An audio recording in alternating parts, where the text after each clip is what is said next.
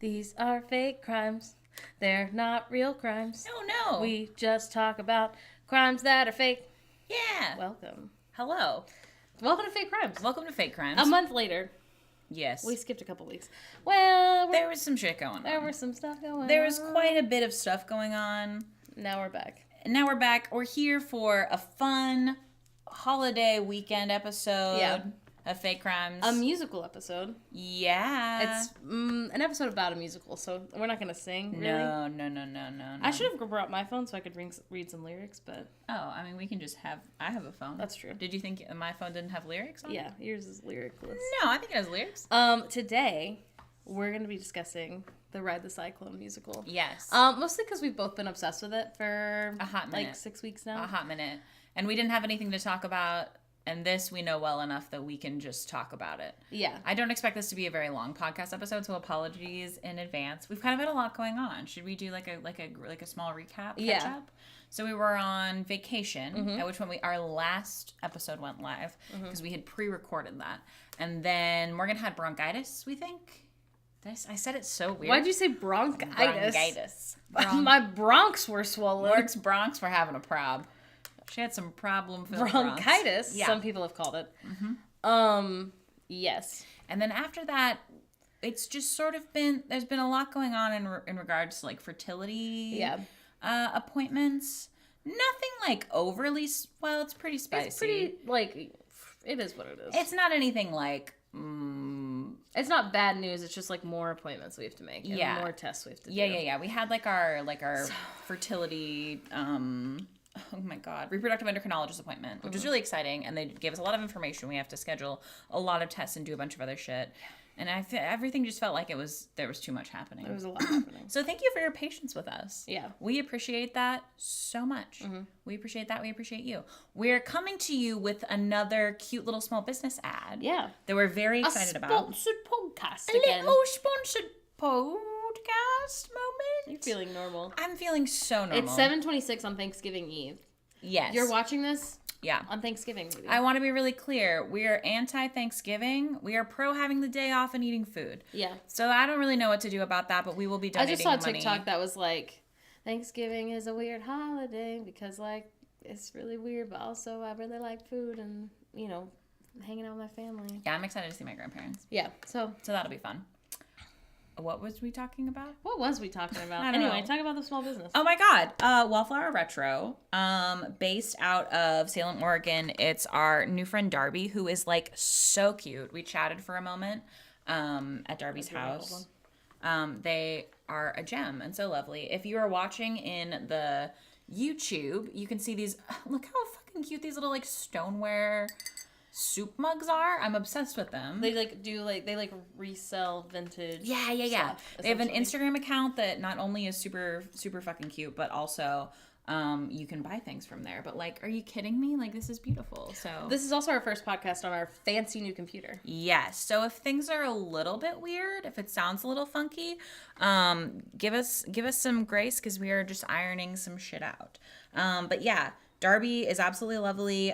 She does local pickup in Salem, Oregon, but also can do shipping. We're going to tag their Instagram down below if you want to follow and check out their stuff in the YouTube. Yeah, and also in the podcast and also in the podcast description. Yeah. But yeah, Wallflower Retro, super cute, run by lovely folks. We love to see it. So it's great. Nice. Should we get into it? We should get into it. So, do you want to do the brief synopsis? Gosh, yeah. It's so good. So, well, I think back it up. How can people view this? Hey. So, we would never tell anyone to watch something illegally. Never. We'd like to make that clear to the U.S. government. However, if you were thinking, maybe I would love to make a slime based on this musical, if you just simply go to YouTube and look up Cyclone-themed slime tutorial, you will see someone describing how to do that. Yeah. If you have autism or you don't know what that means, what we are telling you to do is do exactly what Morgan said, and you will see what you would like to see. Yeah. But if you're confused, you can DM us. That's also okay. Anyway, so Ride the Cyclone the musical It's has been so fun. It's been kind of a thing on TikTok for a while. It came out in 2021, off Broadway. Yeah. It's only 95 minutes, no intermission when you watch the show. The show itself probably has like, if I had to guess, like between 12 and 14 songs. It's not super long. No, yeah. No. And like 2 of those are like really super short, just kind of like blips. Yeah, and like a bunch of them are monologues. Yes, yeah.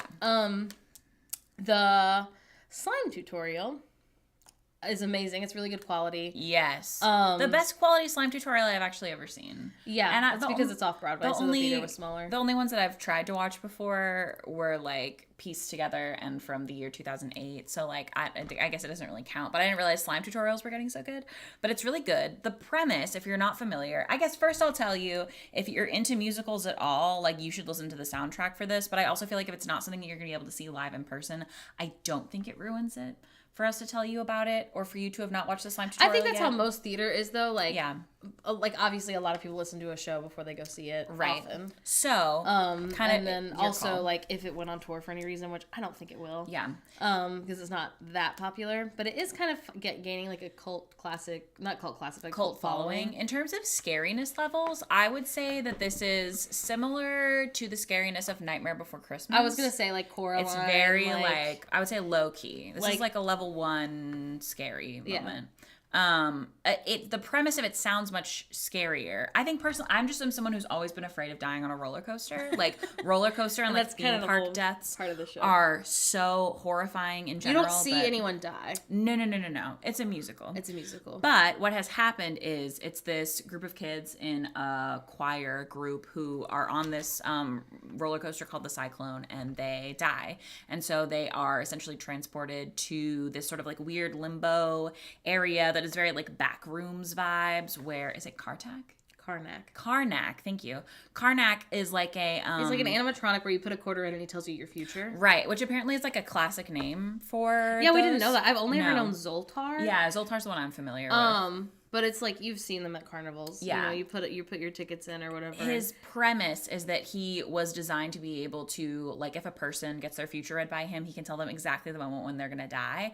And that was really creepy for people. So instead they like rewired him, and now all he's able to say is like, your lucky numbers are these, ride the Cyclone. He's like an advertisement like for the Cyclone roller coaster. And he knows that he's going to die at the end of this musical when a rat bites on him. Through him. Yes. So what we have is essentially these teenagers who are in this weird limbo area. It's fun, kind of They're all like in the afterlife. Karnak is in charge, and he basically says, I can give one of you the chance to come back to life. Yes. Which is not really explained, but like, and, what I love about theater is like, these are the rules, and we like run by them. And like, okay. I appreciate that. If we're suspending our disbelief, I like for there to be like rules about it, so I know like where and how and what's going on.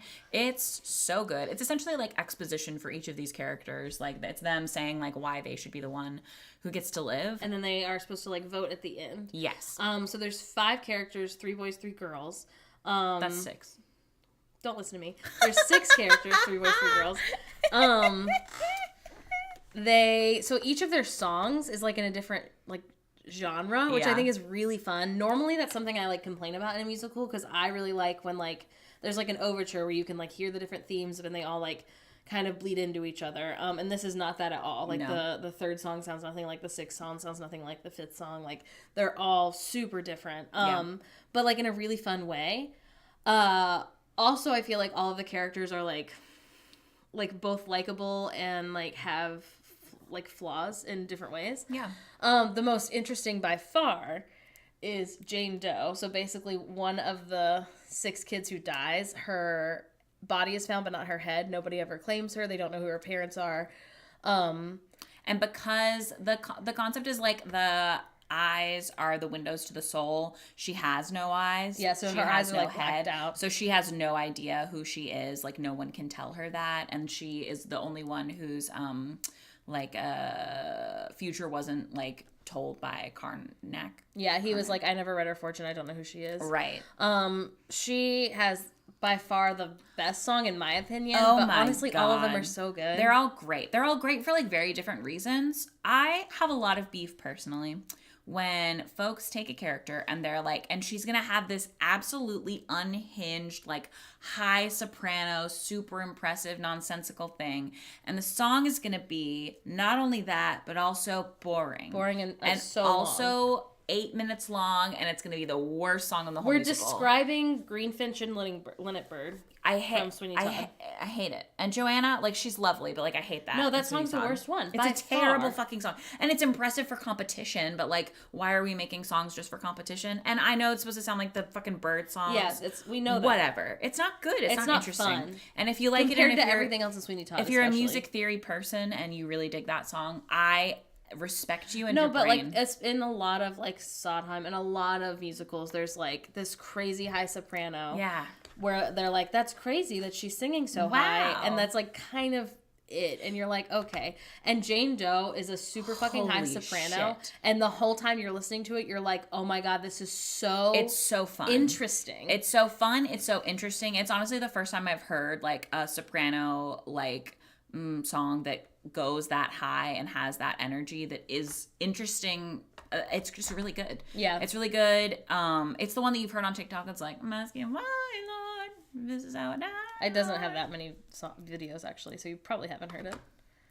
If you were on Ride the Cyclone talk, I suppose you'll know that one. And that was in the wrong key. But it's so good. It's really good. She also, in the slime tutorial, you can see she like goes upside down. She is, I don't know how they do it because she's wearing a skirt and it doesn't flip upside down or anything. Yes. So she clearly changes into a different like texture skirt. I have no idea. But she's literally like clearly like strapped into something on her diaphragm. Yeah. Like on her core. Yeah. And they are like flipping her upside down. She's like completely She's like basically upside down. in space.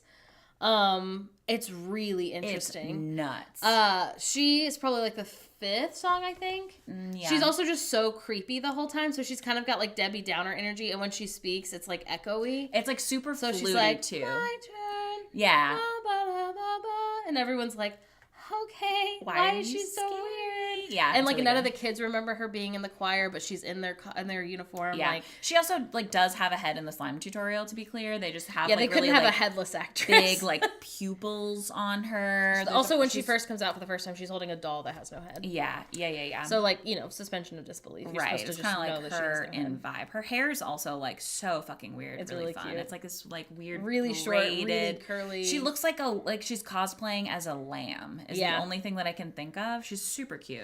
There's for the other 2 girls, there's Ocean, who is like a long red hair, like student body president, very overachiever, big like Leslie Knope energy, and basically her whole song is how like she deserves to live because everyone else is a loser. Yeah. And like I've seen people say like this is a song it's like a song about ableism, and it's like social Darwinism. People who it literally is social Darwinism as a song. Right. The point of the song is that at the end of the musical, Ocean learns a lesson, which is that nobody is better than anyone else just because they have a disability or So like that is why. And in it's fact, like that she was really shitty for writing those people off and Yes. like, not becoming friends with them because they're actually these incredible people. But like literally at the end of the song, she finds out from Karnak that like all of them are voting. It's not his call who wins. It's like between everybody, it has to be. So like unanimous everyone who's vote. going to be voting for her, she just if she wanted to vote for her, she just shit on all of them for her whole song.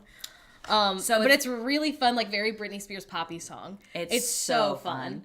It's so fun. Her tone is ridiculous. I'm obsessed with her. It's so fun. It's fun also to really fun sing. to watch in the slime tutorial because she's very like. That's really cute. That's exactly what she sounds like. It's adorable. So the next girl is.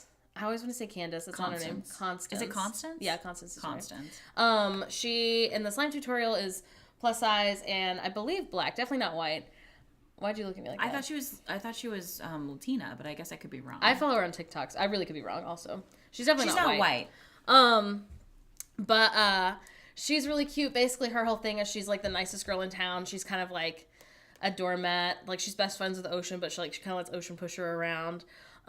She like has a whole beautiful monologue where she's like, there's nothing wrong with loving my small town. Like anything that's good that happened to me happened in this small town. Like, I'm not a bad person for like caring about my small town. Like it's actually really nice. And then basically like her song is this very like I feel like it's like you hear like someone with a guitar at a coffee shop, like acoustic, like grungy kind of vibes, and then it turns into like a much more fun song. It's Phoebe's favorite song. I love it so much. It's so good. Her name's Lillian Castillo. Oh, you're so right. That's something to consider. She has these like beautiful, like huge poofy like ponytails. So maybe that's what you're thinking. And it's possible. I don't know. She could also be black. But anyway, she's so fucking cute. She's really cute. You should follow her on TikTok. She's very likable. Not TikTok. On Instagram, she only has like not that many followers on there. She's lovely. Yeah. She's a great character. Yeah, she's just adorable. And she's Constance relatable. is her best friend. Ocean is her best friend. She's Constance. She's Constance. Ocean is her best friend. Yeah. And they have like a really kind of like fun little, I don't know, like Ocean's a bitch. Yeah. And like obviously I think the thing is Ocean is a bitch, but like not in the same way that like a mean girl at your high school is a bitch. No. Like in the way that the student body president acts like she's the president of the US. Right. And so she's like, it's actually my call. And you're like, this is just a high school and a small right. town. And like they clearly care about each other a lot, but like I don't know, I feel like their like friendship arc is really nice. Constance is actually a good, kind, like thoughtful lovely. friend. Yeah. And Ocean is like, I love what Constance can do for me. And by the end they like, Ocean's learning a lesson, but anyway, so that's the girls. There's 3 boys. Did you want to talk about them? I feel like I've been talking a lot. Oh no, you're fine. First is Noel. Noel. You are the trans person, so I think you should talk about Noel. I think that's important. I love him. I love all the characters, honestly. I love them all, but the actor who plays him in the slime tutorial looks like Bill Hader. Looks so much like Bill Hader. It's nuts. So we always like think of Bill Hader when we listen to the song. Absolutely nuts. But he's what is he supposed to be? It's most imaginative boy. No, that's Ricky. Yeah. What's he? Noel is like the saddest. It's like something. The most dramatic boy in town is what he's trying to say, but it's like a different word. I think that's what it is. But anyway, he sings a song about how he daydreams about being a French prostitute in like the 1920s. He's so cute. So the whole like time he's singing about these like horrible things that happened to him as a French prostitute. I don't even know how to explain. He's using she/her pronouns for himself the whole time. In the slime tutorial, he's wearing like fishnets or something. It's like thigh highs.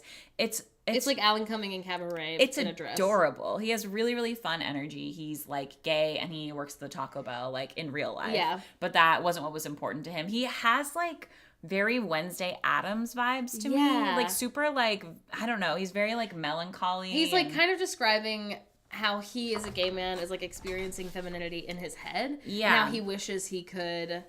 His like the whole tagline of his song is like, I want to be that fucked up girl. Yeah. And like when Phoebe listened to it, I was like, I am not trans. Like, how do you feel? Do you feel like the whole time I was like trans? And the more that we thought about it and talked about it, discussed it, and analyzed it, and also watched it in the slime tutorial, I think that cleared up a lot for me. But I think it's okay to feel fun and fruity with your gender and your sexuality, and like to I don't know. If someone were to listen to it who is a trans woman and they were like, I feel like Noel is how I felt in high school, that would also be That's fair. Completely fine. I think you could easily prove that it was canon, if that makes sense. Right, yeah, I absolutely. think it's like kind of not supposed to But I also think it's nice that there is sort of like this representation for, like boys who are gay, who are, like feel their femininity really hard. Like that's also okay. That's not something that's, I think however you interpret it is fine as it like speaks to you, but it's a really fucking fun song. It's a really fun song. It's got like accordion music. Yes. And it's got like, it's really fun. It's just ridiculous. His is good. I love the dramaticness of him. What's the next one? Misha. Misha? Is it I think. Misha? I think it's Misha. Misha. I think it's Micha. I could be wrong. He's adorable. He's really tall. Is he Russian? Ukrainian. He's Ukrainian. His parents lied. He's the angriest boy in town. His parents lied on his birth certificate to like get him adopted. So into the U.S. So not the U.S. Canada. Sorry. Yes. So the parents who adopted him in Uranium, which is the name of their town, thought that he was gonna be 2 years old, and he isn't. He's like a very like angry teenage boy.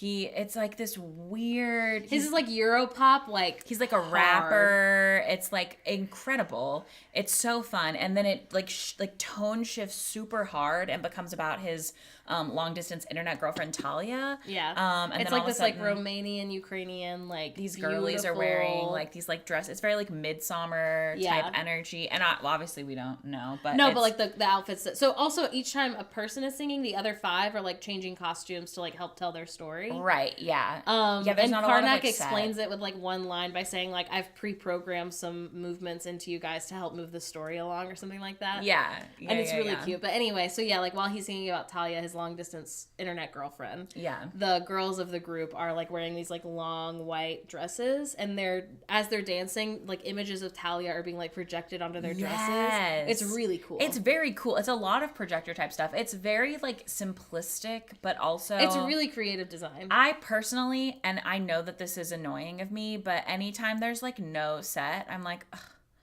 I wish there was a set. Yeah. So boring. Although that there's this is no the set. second show that you've seen kind of like that you really liked, because Come From Away, which is like that as well. incredible. And so is Hamilton. Oh yeah, Hamilton's a very minimal set. Yeah.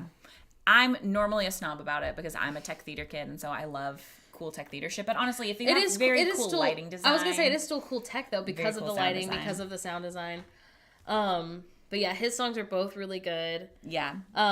There is a moment that doesn't really get answered in the musical, and I'm curious if it was answered at one point and they took it out because it was too sad.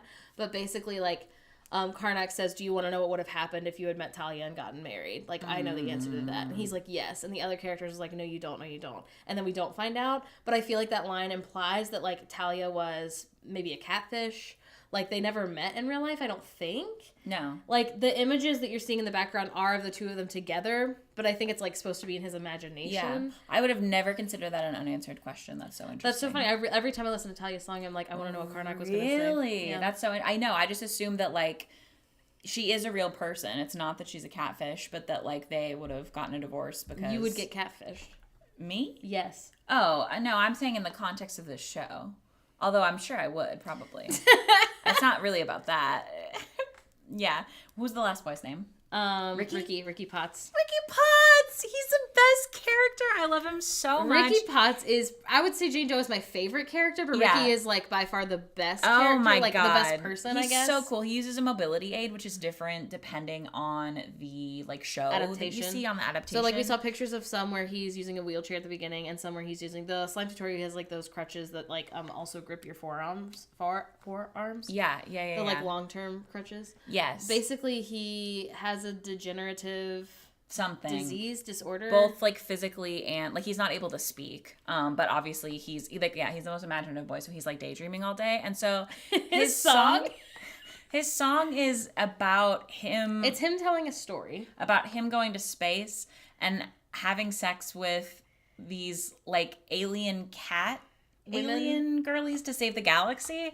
And like as I say that sentence, what I need you to know is if I heard someone say that sentence, I would say, sounds like it's going to be my least favorite song. And we're not anti-furry by any means. What Ride the Cyclone has done, though, is boldly ask the question, what if we put a furry in this? And what if we made that furry easily the most likable character? Yeah. Like, he's so cute. He's so funny. His song is incredible. And then also, like, I mean, we're obviously spoiling the whole show, but, like, Ricky finishes his song. Yeah. And people are like, it sucks that, like, you couldn't talk in life and you couldn't walk and, like, yeah, you know, you had to, and he's like, no, like, I had a great life. I had, like, a really great fantasy life. Yeah. And he says, like, to Karnak, he's like, I want to take myself out of the running. Yeah. And so he won't let anyone vote for him to go back. Yeah. He's like, it's not about me. Like, I had a lovely time, and that was what I was supposed to do, and that's great. He's like, I've accepted that I'm dead. It's fine, essentially. But, yeah. like, in a not stressful way. He seems to be the most well-adjusted one. Yeah.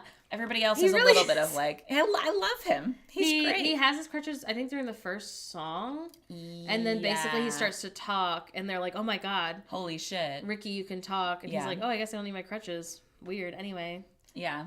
Then he's just fucking bebopping along. Also, like, there's really nice moments between the male characters, which I really appreciate. There's, like, a moment where Misha, like, goes to Ricky, and he's like, or goes to Noel. It's Noel. And he's like... he's like, dude, your story is so sad. Yeah, like, he was like, I loved your story. It was so beautiful. You should have been a writer or a poet or something. Yeah, he's like, you're the saddest person I've ever talked to. Like, your story, your life is so miserable. And literally fucking, what's his name again? Ricky. Noel. Oh, sorry. And Noel responds. And is like, oh my God, really? Yeah. Oh, he says, you're so devastating or something like that. He says and he's like, stop. It's really cute. It's so precious. Also, they like kiss in the Oh yeah, when he's telling a story. Yeah, in Noel's song, and then they're like, Misha, you just like kissed Noel. Are we just like glazing past that? And he's like, what? Yeah, you can kiss a boy. Why not? Yeah, that's fine. It's cute. It is really cute. It's cute. There originally, I guess, was a line about him saying like, no, like I'm not homophobic. Macklemore like released One Love, and it was very impactful. Do you want to tell them about the Saw 5 line?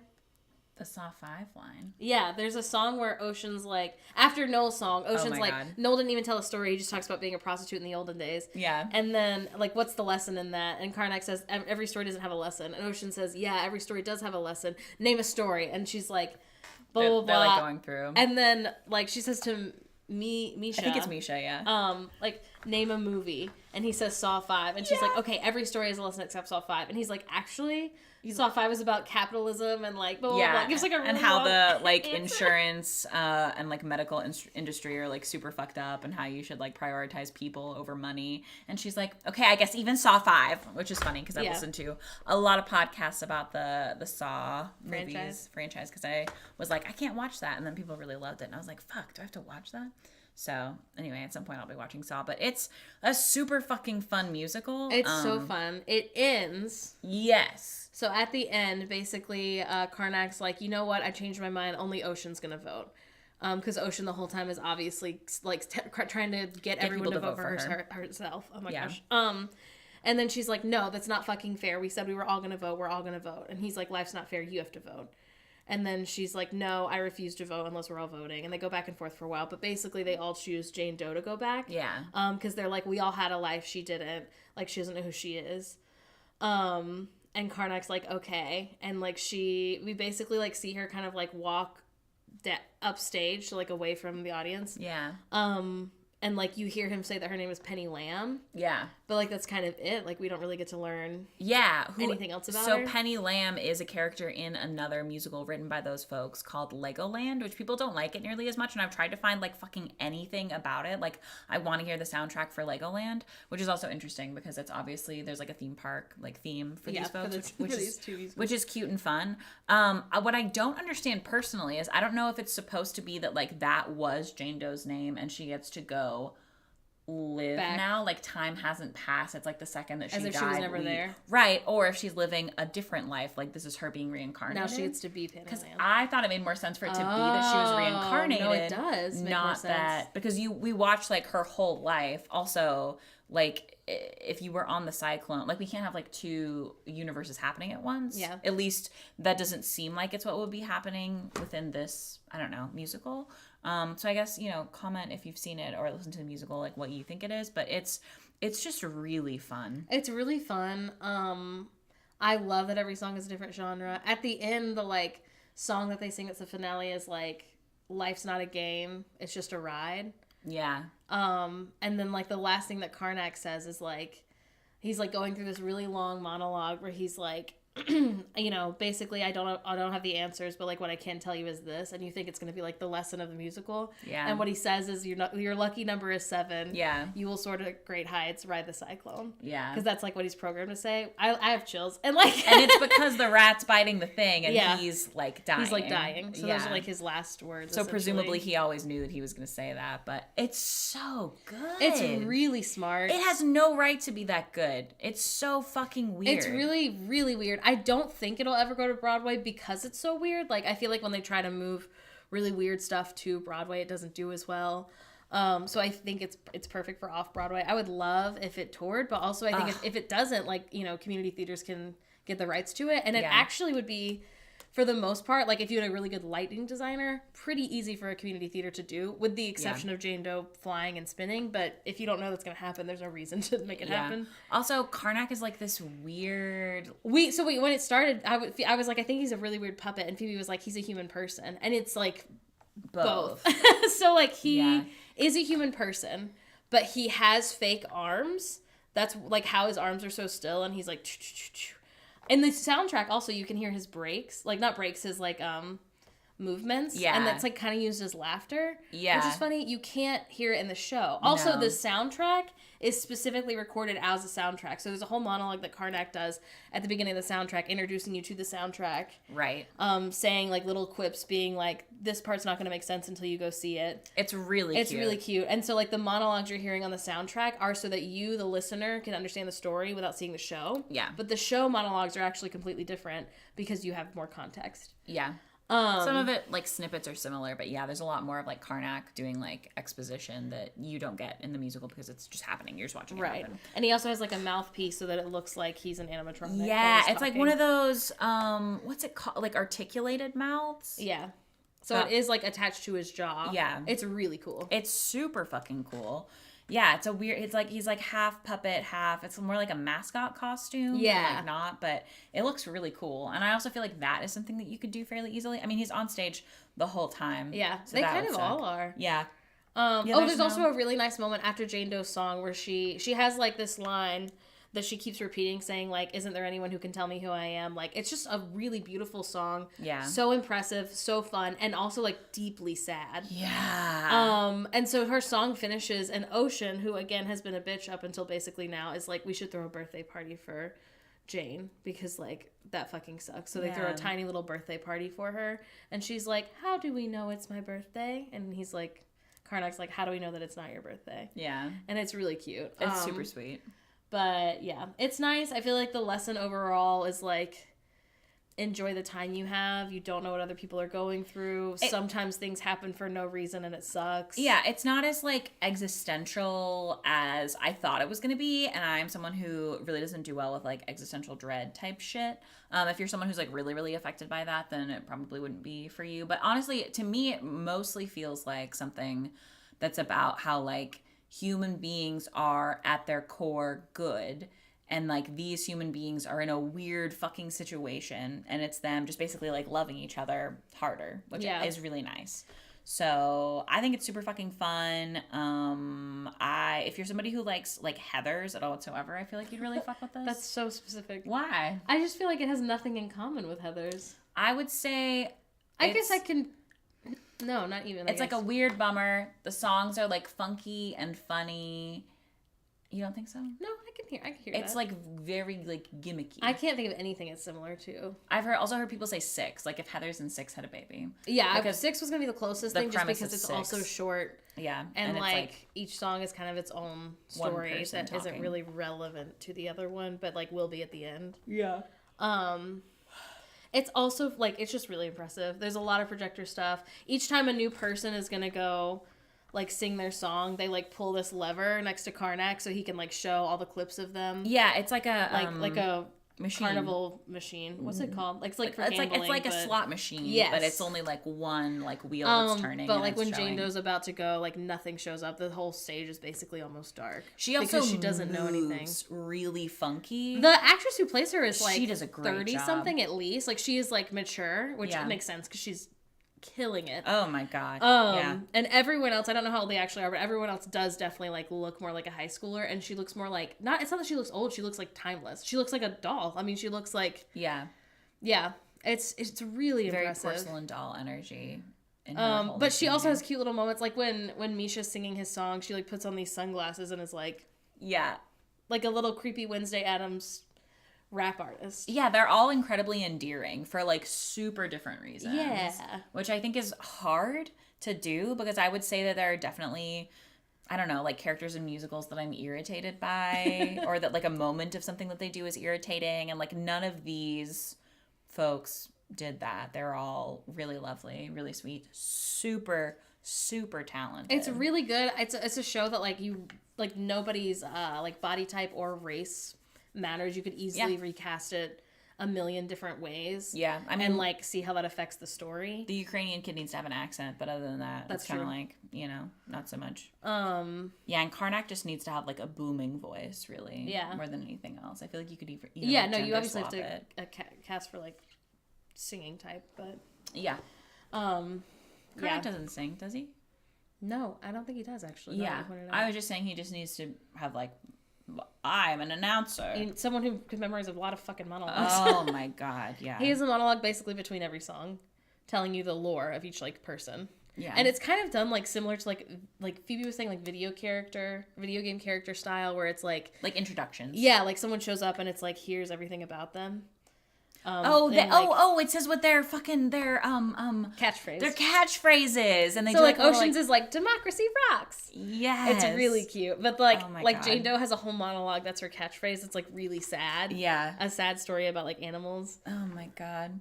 And it's also just like anytime Jane Doe does anything, she's scaring the shit out of Constance. Yeah. Like all of them, the way they interact with each other is so cute. Like it's always Constance being like, I'm so freaked out by you right now. Yeah. So please do not talk to me. Stop being so freaky. Please and be Jane less Doe's scary. Like, I'm a nice girl. Yeah. I'm just a little girl who doesn't know who she is. Yeah. I saw a TikTok of the actress who plays Jane Doe saying she came up with an entire backstory for Jane Doe. That's fun. Yeah, basically what she invented was because they had to go to an actual carnival to film all of this like backstage. Like there's like projectors at the very beginning of them getting on the roller coaster and things like that. Yeah. So they did have to, like the actors had to go to a carnival. I think they went to like Coney Island or something to take those pictures. And she was like, I tried to find like a reason for like why I could be there. And what she says is like it's like Father something who leads the choir. They say it in like the first song, but he dies like 7 hours from a heart attack. Yeah, 7 hours after the Cyclone accident. What the story that she came up with was that Jane Doe had a horrible childhood with like a mother, and her actual father is Father so-and-so, who just found out about her, and so he's like, I'm gonna get her out of this like bad situation and have her for a few weeks. But like when she dies in the roller coaster accident, he doesn't want anyone like running tests to see who she is. So he's the one who like gets rid of her head, and then he like feels so guilty that he dies. Essentially, she like said a lot more. But then, my God! Yeah, she was like, and I don't think that's necessarily true, but like it's just one of the many ways that like could have explained why Jane Doe was there. And I was like, oh my God! Like I've never even considered that. Like I've honestly never really thought about where she came from. Like I like wanting to know, but not like trying to come up with any answers. Oh, also the reason that Misha's fucking mom is dead is because of Uranium City, because Uranium City is where they have uranium, and they had been getting uranium from the Ukraine, right? There's also a lot of like radiation theme, weird, like intermittent. It's got a lot like of little things that Karnak says. Yeah, it's interesting. I really fucking like the song that's on the soundtrack. It's not the same song that was in the. Oh yeah, that's in the slime tutorial. That's in the slime tutorial. It's like the opening song. Yes, in the Spotify one, it's like the uranium. It's like a uranium theme for the city. It's so fun. It's really cute, and it's exactly what like a 5-person choir would sound like. A 4-person choir. Are they not a whole choir? I thought it was a whole choir. No, it's just the 5 of them. No, they're the 6 members of the choir, but it's not that he has a whole choir. I don't think so. I promise. You think that they're just a little a cappella group? Yeah, it's a really small town. That's the whole thing. Really? That's why she says like. Is it the whole choir? I think Ocean has a line in the show where she's like, "We're the whole choir," where she says something like, "Who else is gonna sing?" Oh my God! The story of the members of the St. Cassian High School Chamber Choir. They're the whole choir. Yeah. Also, Ricky can't speak. So he's in the choir, and Ocean has a line where she's like, I fought for you to be in the choir, even though you can't sing. Because, like, he literally cannot speak because of his disability. And she was like, because everyone deserves a spot if they want to be in the choir. Wild. Yeah, they also were the only ones who were competing, and they got second place. Yes. The last year's one. It's really cute. It's got a lot of cute little jokes like that. Yeah. It's just a great musical. It's a really good musical. It's like got a little bit of spookiness because of Jane Doe and because of like it being in the afterlife. Yeah. And like and also Karnak has like completely whited out eyes. Yes. Yeah. That's why I thought he was a puppet though, because it looks like there's like lights. Yeah. In his head. I would actually love to see it, and I know we just watched Noel and Wild, and so that's why I'm thinking it, but I'd love to see it as like a stop motion anything. Yeah. That would be so fucking cool. That would be really cool. Or like a really weird cartoon, I think could be fun. Yeah, because they could make Jane Doe like basically see through from the neck up or something. Yeah, I don't think she would have to have a head. I think you could do talking like neck stump if you needed to. Yeah. Like that could be neat. Or like bones. Yeah. I don't know. Anyway, it's really fun. You should listen to it. You could watch the slime tutorial. Slime tutorials. Here on YouTube. Excellent. Here on YouTube. Yeah. thanks for hanging. Do we have anything else we wanted to talk about? I don't think so. I think that's it. That's all she wrote. That's all that was written. Hope that y'all, have a great Thursday and a great weekend. Our next podcast episode, in a perfect world, will be in 2 weeks. Will be, December 11th is when it would come out. Yeah, hopefully. We'll see. Yeah. I'm so sorry. That's who we are. We try. And also, we love you. Does that help at all?